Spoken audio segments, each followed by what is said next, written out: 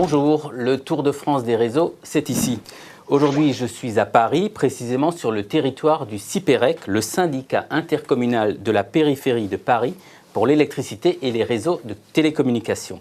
Alors, la société Opalis assure sur 13 communes de ce territoire la délégation de services publics pour l'exploitation d'un réseau en fibre optique pour les particuliers.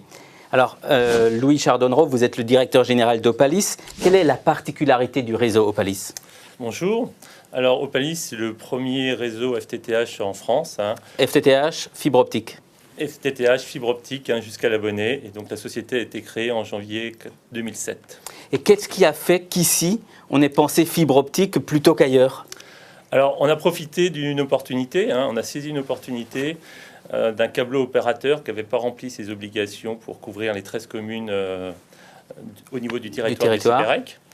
Et puis, on avait identifié à l'époque le besoin de très haut débit. Et donc, la solution la plus pertinente pour nous, c'était de déployer un réseau en fibre optique. Alors, quelles ont été les grandes étapes de la construction de ce réseau ?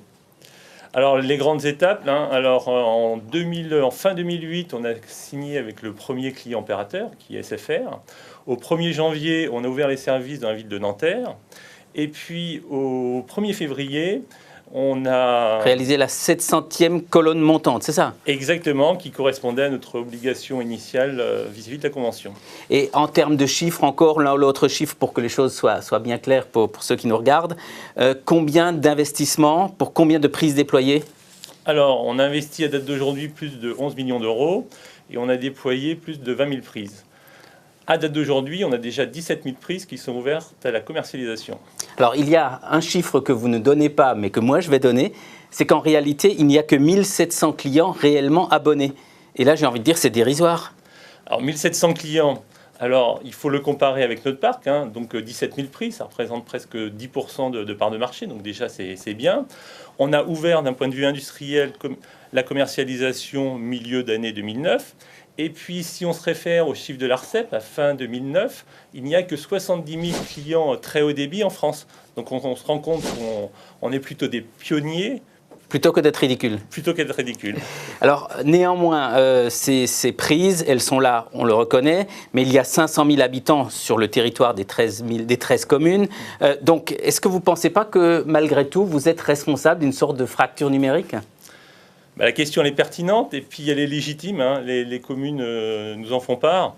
Mais on ne peut pas faire tout nous-mêmes. Donc, Opalis, on a déjà dépassé nos obligations d'investissement. Après, on a besoin, c'est une question d'argent, une question de coût. Et donc, on a besoin que la collectivité participe à ces investissements. Alors, la collectivité doit participer. Et quand je vous entends, j'entends en arrière-fond un autre appel aussi vers les opérateurs. Bien sûr. Pour nous, on va dire un triptyque. Il y a nous au niveau de la DSP, il y a la collectivité, mais bien sûr l'ensemble des grands opérateurs que sont France Télécom, SFR et Free doivent aussi participer à cet investissement. Alors aujourd'hui, quelle est la situation ? Est-ce que les opérateurs, les grands opérateurs se servent des équipements que vous avez mis en place ? Malheureusement, à la date d'aujourd'hui, sur le réseau Opalis, on n'a qu'un seul client opérateur qui est SFR. Les autres opérateurs nationaux n'ont pas souhaité souscrire aux offres actuelles d'Opalis. Ce sont des offres dites actives. Alors la particularité de ces offres actives, c'est que pour Opalis, ça nécessite de déployer des équipements électroniques chez le particulier, et puis pour l'opérateur, d'avoir un seul point de raccordement unique sur tout le réseau. Mais néanmoins, on peut penser qu'il va y avoir une amélioration avec l'intervention de l'ARCEP, donc l'autorité de régulation.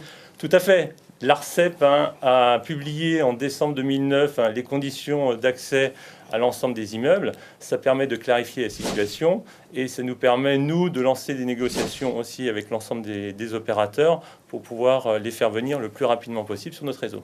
Alors, on pense toujours à Orange dans ces cas-là, qui a une position un peu protectionniste, on va dire. Est-ce que les contacts avec Orange sont bons ou s'améliorent ?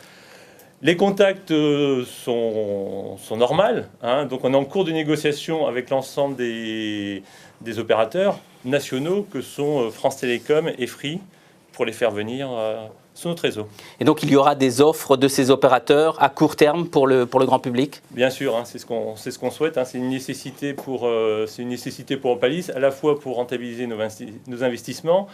C'est une nécessité aussi pour continuer à déployer le réseau. Et puis c'est aussi une nécessité vis-à-vis des particuliers d'avoir la possibilité de choisir l'opérateur qu'ils souhaitent sur notre réseau. Alors, j'ai bien entendu votre message. C'est un appel aux collectivités pour qu'elles continuent à mettre de l'argent dans le réseau. 2, c'est un appel aux opérateurs pour qu'ils participent à la vie de ce réseau. Si ces conditions sont réunies, quel est l'avenir que vous voyez pour Opalis ? Alors l'avenir au niveau d'Opalis, c'est une couverture, on va dire, intégrale des communes. Après, au niveau du timing, ça va dépendre de la capacité des opérateurs à mobiliser les investissements, des opérateurs et des collectivités à mobiliser les investissements. À bientôt. À bientôt, merci.